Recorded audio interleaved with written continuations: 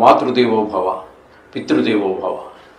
నేను మీ డాక్టర్ శ్రీధర్.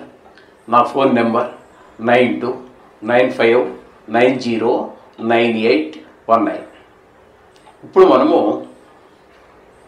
16వ తారీఖు సెప్టెంబర్ నెల 2025 నుండి 30వ తారీఖు సెప్టెంబర్ నెల 2025 వరకు గోచార ఫలితాలు ఏ విధంగా ఉంటాయి అనేటటువంటిది మనం తెలుసుకునేటటువంటి ప్రయత్నం చేద్దాము. మకర రాశి వారికి 16వ తారీఖు సెప్టెంబర్ నెల 2025 నుండి 30వ తారీఖు సెప్టెంబర్ నెల 2025 వరకు ఈ 15 రోజుల్లో గోచార ఫలితాలు మకర రాశి వారికి ఏ విధంగా ఉన్నాయో తెలుసుకునే ప్రయత్నం చేద్దాము. సశాస్త్రీయంగా ఇక్కడ ద్వితీయ స్థానంలో రాహుగ్రహ సంచారం జరుగుతున్నదండి. అట్లాగే తృతీయ స్థానంలో శనీశ్వరుని యొక్క సంచారం జరుగుతున్నది. ఆ శని భగవానుడు కూడా వక్రగతిలో ఉన్న కారణంగా ద్వితీయ స్థాన ఫలితాలను ఇవ్వబోతున్నారు. అందుచేత రెండు తీవ్రమైనటువంటి గ్రహాలు కూడా కుటుంబ స్థానంలో ఉన్న కారణంగా, ధన స్థానంలో ఉన్న కారణంగా వాక్కు స్థానం అంటారు, ధనస్థానం అంటారు, వాక్కు స్థానం అంటారు, కుటుంబ స్థానం అంటారు, నేత్రస్థానం కూడా అంటారు. కాబట్టి ఇక్కడ ధనానికి ఇబ్బంది ఉంటుంది, మాటలో కఠినత్వం పెరుగుతూ ఉంటుంది, లేదా మీరు బాగానే మాట్లాడినా ఎదురువాళ్ళు తప్పుగా అర్థం చేసుకుని బాధపడే అవకాశం ఉండవచ్చు. అలాగే కుటుంబంలో కూడా ఆహ్లాదకరమైన పరిస్థితులు లేకుండా రెండు గ్రహాలు పోటీ పడుతూ ఉంటాయి. అలాగే కంటి సంబంధమైనటువంటి వ్యాధులు ఏదైనా ఉన్నట్టయితే వారికి అవి కొంచెం ప్రకోపించేటటువంటి అవకాశం కూడా ఉంటుంది. అందుచేత వాటి విషయంలో కూడా తగు జాగ్రత్తలు తీసుకోండి. ఈ విధంగా మనం ఇక్కడ రాహుశీల గురించి చెప్పుకోవాల్సి ఉంటుంది. ఇకపోతే షష్టమ స్థానంలో గురుగ్రహ సంచారం జరుగుతోందండి. షష్టమ స్థానంలో గురుగ్రహ సంచారం శుభ ఫలితములను ఇయ్యజాలదు. అక్కడ అంటే ఏ విధమైన ఫలితాలు ఇస్తాడు అన్నట్టయితే కొంచెం రోగాలు అంటే రోగము అంటే ఏదో పెద్ద భయంకరమైన అనుకోవద్దండి. ఈ గోచార ఫలితాలు 15 రోజుల ఫలితాలు. చిన్నపాటి అనారోగ్యాలు అంటే దగ్గు, జలుబు, ఫ్లూ, జ్వరము ఇట్లా ఏదో ఒకటి వచ్చేటటువంటి అవకాశం మనకు గోచరిస్తూ ఉంది. అలాగే మీకు రుణాలు చేయవలసి, మీరు ఎవరికైనా రుణం ఇవ్వవలసి ఉంటే మీరే బాకీపడి ఉన్నారు, ఆ రుణం తీర్చలేకపోతారు, వాళ్ళు బాధపడవచ్చు, ఇవ్వలేకపోయిందని మీరు బాధపడవచ్చు. అలాగే శత్రువులు, అలాగే మీరు అప్పు కోసం ప్రయత్నం చేశారు, ఎంత మిత్రులైనా మీరు అడిగారు నోరు తెరిచి ఏదో అత్యవసరమైన కానీ మీకు ఎంత మిత్రుడైనప్పటికీ కూడా ఆయన దగ్గర కూడా ఉండాలి కదండి, ఇవ్వడానికి సరిపడ డబ్బులు. అప్పుడు ఆ సమయానికి ఏదో అతను ఖర్చు పెట్టి ఉండవచ్చు, మీకు రుణం పుట్టడం కూడా కష్టం అవుతుంది. మొత్తం మీద డబ్బులకి మీరు అప్పు ఇవ్వలేకపోవచ్చు, అప్పు తీర్చడం లేకపోవచ్చు, మొత్తం మీద ధనానికి ఇబ్బంది పడాల్సిన పరిస్థితి మనకి ఈ గురుగ్రహం వల్ల ఏర్పడుతూ ఉన్నది. అలాగే శత్రువులు కొంతమంది ఏర్పడే అవకాశం ఉంటుంది. మిత్రులుగా ఉన్న వాళ్ళే కొంచెం దూరంగా పెట్టవలసి ఉంటుంది. అలాగే చిన్ని కలహాలు వచ్చే అవకాశం ఉంటుంది. అపకీర్తి, చెడ్డ పేరు ఇలాంటివి వచ్చే అవకాశాలు కూడా 6వ స్థానంలో గురుగ్రహ సంచారం వల్ల జరుగుతూ ఉంటుందండి. ఇకపోతే అష్టమ, నవమ రెండు స్థానాలలో రవి యొక్క సంచారం జరుగుతుందండి. రవి యొక్క సంచారం అష్టమ స్థానంలో కానీ 2 రోజులు మాత్రమే, ఇక భాగ్యస్థానంలో 13 రోజులు. ఈ 2 స్థానాలలోనూ కూడా రవి యొక్క సంచారం శుభప్రదమైన ఫలితం ఇవ్వచాలదు. కొంతమందికి కొంత కష్టం వచ్చేటువంటి అవకాశం ఉంటుంది. అలాగే కొంతమందికి ధన నష్టం వచ్చేటువంటి అవకాశం ఉంటుంది, పరాభవం అయ్యే అవకాశం ఉంటుంది. ఇక భాగ్యస్థానంలోకి వచ్చేటప్పటికి ఏంటంటే తండ్రి గారు ఆరోగ్య విషయంలో కొంచెం జాగ్రత్త తీసుకోండి. అది ముఖ్యంగా రవి భగవానుడు కాబట్టి ఆరోగ్యం భాస్కరాలు చేత అన్నారు కాబట్టి తండ్రి గారి ఆరోగ్య విషయంలో తగు జాగ్రత్త తీసుకోండి. అలాగే వాహన సౌఖ్యం అవి వాటిలో వాహనం నడిపేటప్పుడు కూడా కొంచెం జాగ్రత్త తీసుకోండి.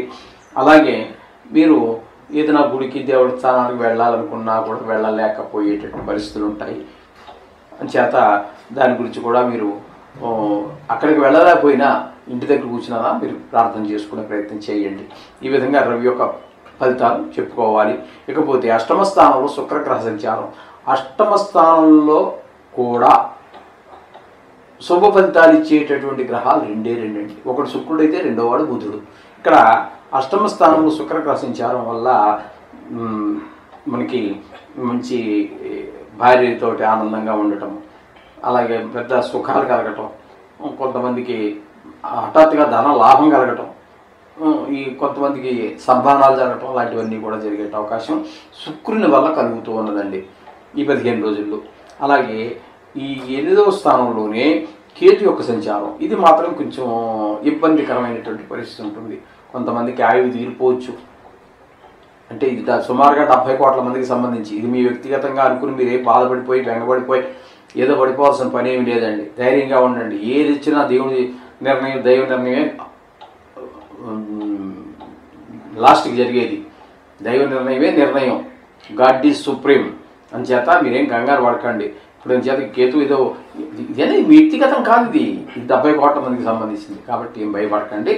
అలాగే కేతు అష్టమంలో ఉండడం ద్వారా కొంతమందికి ఆయువు తీరిపోవచ్చు, కొంతమంది కష్టాలు కలగచ్చు, కొంతమందికి హఠాత్తుగా ధననష్టం జరగచ్చు, అవమానాలు పొందొచ్చు, ఇక కొంతమంది పరాభం కూడా జరగచ్చు. ఈ విధమైన ఫలితాలన్నీ కూడా అష్టమ స్థానంలో కేతుగ్రహ సంచారం వల్ల జరుగుతుంది.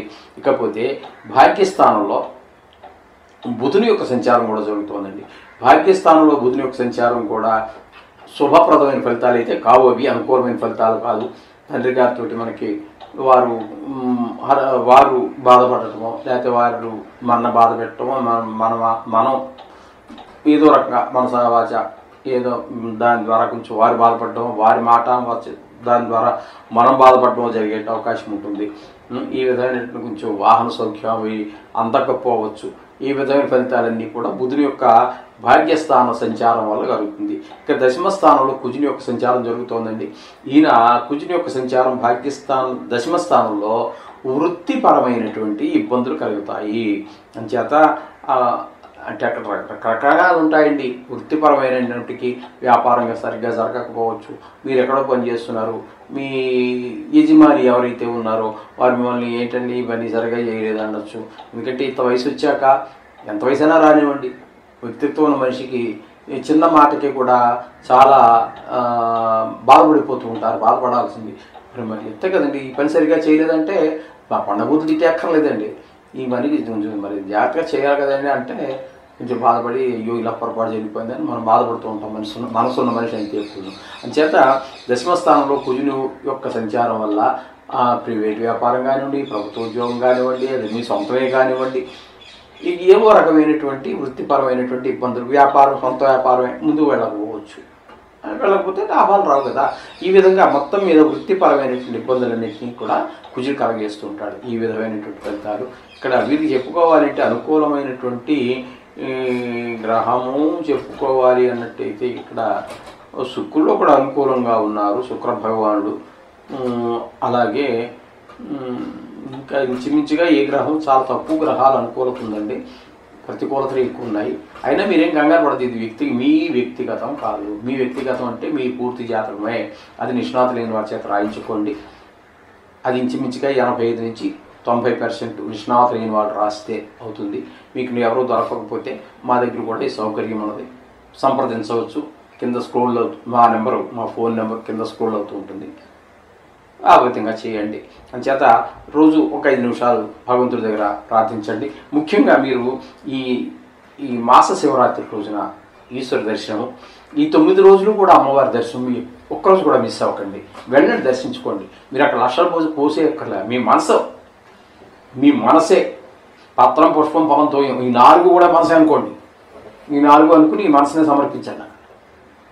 అన్ని శుభాలు చేయకూడదు. ఇవన్నీ చిన్న చిన్ని ఈ స్పీడ్ బ్రేకర్లు ఏవి మీకు అడ్డు రావు. అంతా శుభం జరుగుతుంది. శుభం భూయాత్.